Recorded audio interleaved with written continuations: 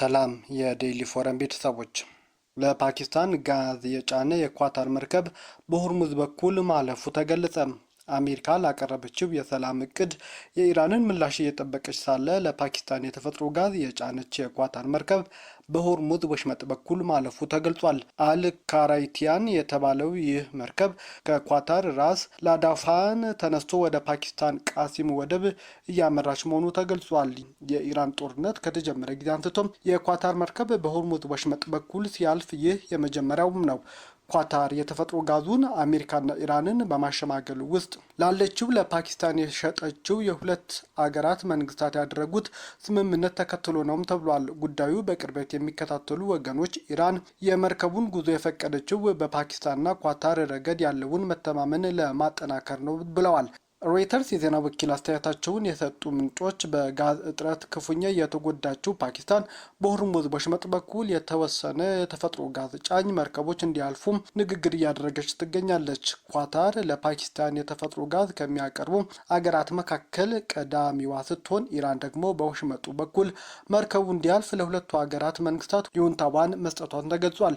የናካሊት የመርከብ ትራንስፖርት ድርጅት ንብረት የሆነው መርከቧ የማርሻል ደሴቶችን ባንዲራ የምታውለበልብ ሲሆን 211,000 ኪዩቢክ ሜትር ነዳጅ መጫኗም ተነግሯል። ከአንድ ወር በፊት የኢራን አብዮታዊ ዘብ አልዳየንና ራሺድ የተሰኙ ሁለት የኳታር ነዳጅ ጫኝ መርከቦች እንዲያልፉም ከልክሎ ነበር። የዩናይትድ ኪንግደም የጦር መርከብ ወደ መካከለኛው ምስራቅ ልካለች። ብሪታንያ ቅዳሜ ዕለት ኤችኤምኤስ ድራገን የተሰኘው የጦር መርከቧን ወደ መካከለኛው ምስራቅ ልካለች። የጦር መርከቡ ሁኔታው የሚፈቅድ ከሆነ በርካታ ሀገራት ይሳተፉበታል ተብሎ በሚጠበቀው የሆርሙዝ ወሽመጥን ማስከፈት ላይ ሊሳተፍ ይችላልም ተብሏል። ኤችኤምኤስ ድራገን የአየር መቃወሚያ መሳሪያ ጫኝ መርከብ ሲሆን የኢራን ጦርነት ከተጀመረ በኋላ በመጋቢት ወር በምስራቅ ሜዲተራኒያን ወደምትገኘው ቆጵሮስ ተሰማርቶም ነበር። የዩናይትድ ኪንግደም የጦር መርከቧ ወደ መካከለኛው ምስራቅ የላከችው የፈረንሳይ የባህር ኃይሏን ወደ ደቡባዊ ቀይ ባህር ለመላክ መወሰኗን ተከትሎ ነው። ሁለቱ ሀገራት የንግድ መስመሩን በጋራ ለመከላከል ባዘጋጁት የመከላከል እቅድ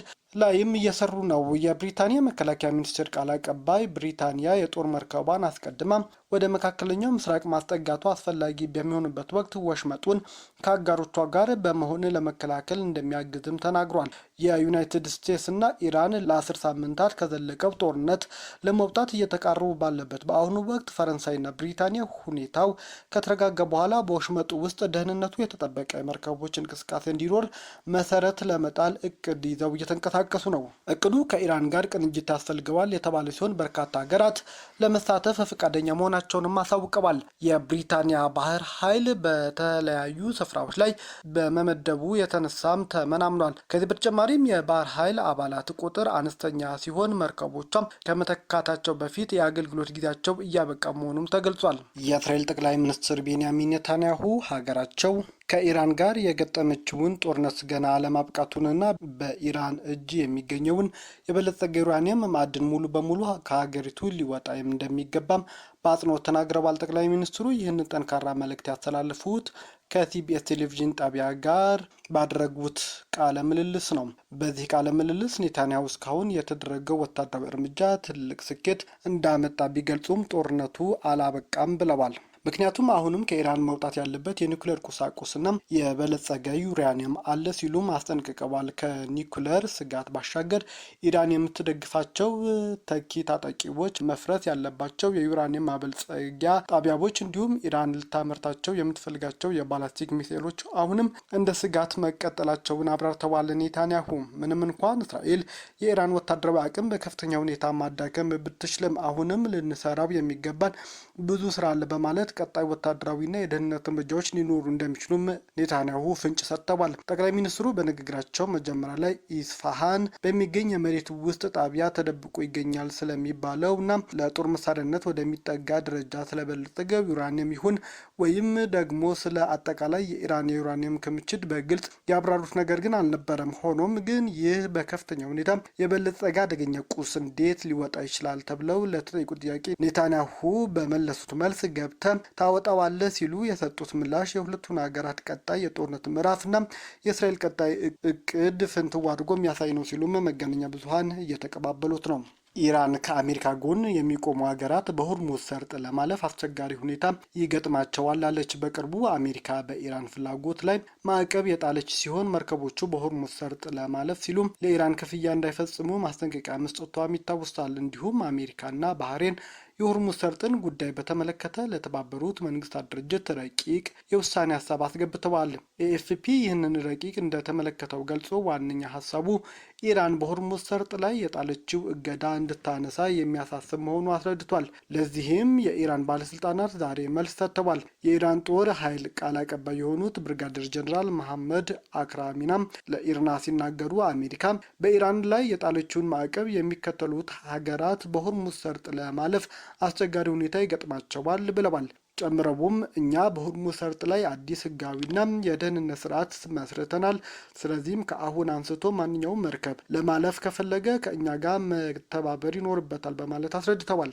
የኢራን የሆርሙዝ ማስተዳደር ስርዓት ተግባራዊ መሆን መጀመሩን ያስታወቁት ቃል አቀባዩ ይህም የኢኮኖሚ፣ የደህንነት፣ የፖለቲካ ጥቅም እንደሚያስገኝላቸው ገልጸዋል። በተመሳሳይም የኢራን ፓርላማ የብሔራዊ ደህንነት ኮሚሽን ኃላፊ የሆኑት ኢብራሂም አዚዝ በኤክስ ገጻቸው ላይ ባህሬን የመሳሰሉ ጥቃቅን ሀገራት ብለው የጠሯቸው ጨምሮ ሁሉም ከአሜሪካ ማዕቀብ ጎን የሚሰለፉት መንግስታት መጥፎ መዘዝ እንደሚገጥማቸው ለማስጠንቀቅ እንፈልጋለን። ሆርሙዝ ሰርጥ ወሳኝ የህይወት መስመር በመሆኑ በራሳቸው ላይ ከናካቴው እንዲዘጋም የሚያደርግ አደጋ እንዳትፈጥሩ ሲሉም አስጠንቅቀዋቸዋል። የትራምፕ አስተዳደር ይፋ ባደረገው የ26 የጸረ ሽብር ስትራቴጂ በምስራቅ አፍሪካ የሚካሄደው ከአልሸባብ እና ከአይኤስአይኤስ ጋር የተያዙ የሽብር ቡድኖች ውጊያ ኃላፊነትን ለቀጠናው መንግስታት የሚተው አዲስ ፖሊሲ ይፋ አድርጓል። በአጋሮች የሚመራ የተሰኘው ይህ አዲስ የአሜሪካ ማዕቀፍ አሜሪካ በአፍሪካ ያላትን ወታደራዊ ተሳትፎ በማሳነስ የውጊያውን ከባድ ሸክም እንደ ኢትዮጵያ መከላከያ ሰራዊትና በአፍሪካ ህብረት የድጋፍና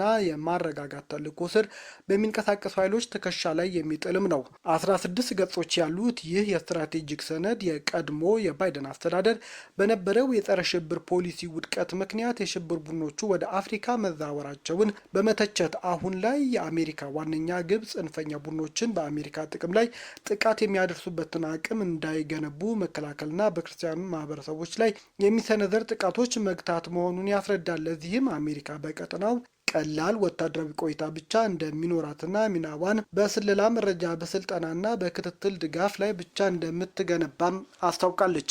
ይህ አዲስ የአሜሪካ ፖሊሲ በተለይ በአፍሪካ ቀንድ ላይ ከፍተኛ መዋቅራዊ ለውጥን የሚያመጣ ነው። ሶማሊያ፣ ሱዳን፣ ሞዛምቢክ፣ የሳሄል ቀጠናና የቻድ ሐይቅ ተፋሰስ ዋነኛ የሽብር ስጋት ቀጠናዎች ተብለው በተለዩበት በዚህ ሰነድ አሜሪካ የደህንነት ትብብሯን ከንግድና ከኢኮኖሚ ግንኙነት ጋር አቆራኝተዋለች። በአጠቃላይ ስትራቴጂው አሜሪካ የሽብር ስጋቶችን ለመቀልበስ የምታደርገውን ቀጥተኛ ወታደራዊ ተሳትፎ አጥፋ የቀጠናውን ሀገራት ግንባር ላይ ተሰልፈው የራሳቸውን ጦርነት በራሳቸው አቅም እንዲወጡ የሚያስገድድና ከባድ ኃላፊነት ወደ አፍሪካውያን የሚያሸጋግር ፖሊሲ መሆኑንም ያስረዳል።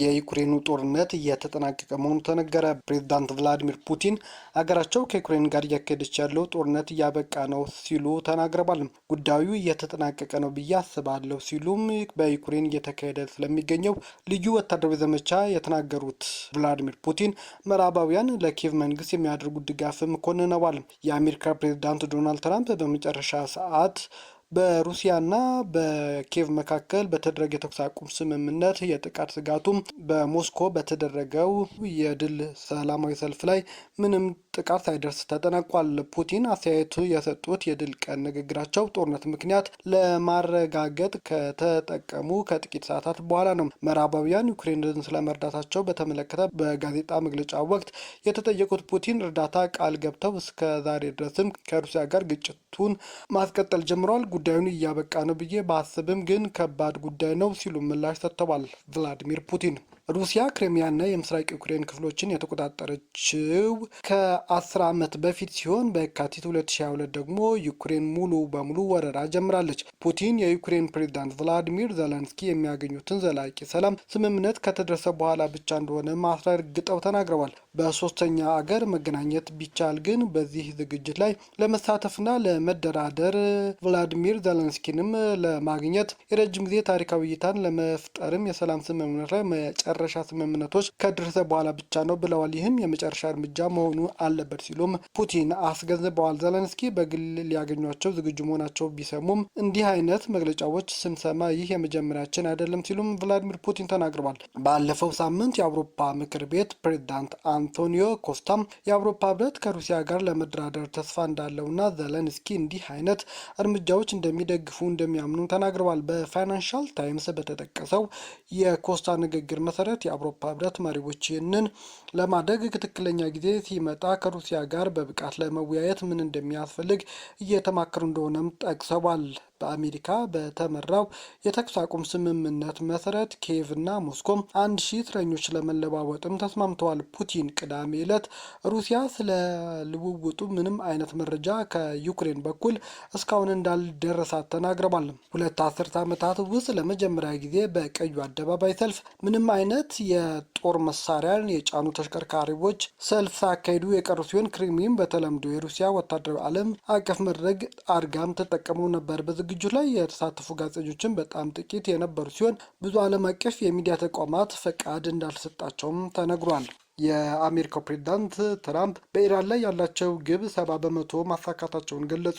የአሜሪካ ፕሬዝዳንት ዶናልድ ትራምፕ አሜሪካ በኢራን ላይ ካቀደችው ግቦች መካከል 70 በመቶ ያህሉ ማሳካቷን አስታወቁም። ፕሬዝዳንቱ በሰጡት መግለጫ እንዳሉት እስካሁን በተከናወኑ እርምጃዎችና የአየር ድብደባዎች የሚፈልገው ውጤት እየተመዘገበ መሆኑን ገልጸዋል። ፕሬዝዳንት ትራምፕ አክለውም በቀጣይ ቀናት ሊሰነዘርባቸው የሚችሉ ሌሎች ተጨማሪ ኢላማዎች መኖራቸውንም ፍንጭ ሰጥተዋል። አሜሪካ ጥቅሟን ለማስከበርና የክልሉን ደህንነት ለመጠበቅ አስፈላጊ በሚሆንበት ጊዜ እርምጃ ከመውሰድ ወደኋላ እንደማትልልም ፕሬዝዳንት ዶናልድ ትራምፕ ለጋዜጠኞች ተናግረዋል። ይህ የፕሬዝዳንት መግለጫ በሁለቱ ሀገራት መካከል ያለው ውጥረት በከረረበት ወቅት የተሰማ ሲሆን ሁለቱ ሀገራት ለመደራደር ጥረት እያደረጉም ነው። በተደጋጋሚም የኢራን ባለስልጣናት አሜሪካ ለእውነተኛ ድርድር ዝግጁ አይደለችም ሲሉም እየከሰሱ ነው። ዓለም አቀፍ ማህበረሰብ ሁኔታውን በትኩረት እየተከታተለም ይገኛልም ተብሏል። ቤተሰቦቻችን ዜናዎቻችን ከወደዳችሁት ላይክ አድርጎ ለሌሎች ተደራሽ እንድንሆንም ሼር አድርጉም። አዲስ የሆናችሁ ደግሞ ሰብስክራይብ በማድረግ ቤተሰብ ይሆኑ። ሰናይ ጊዜ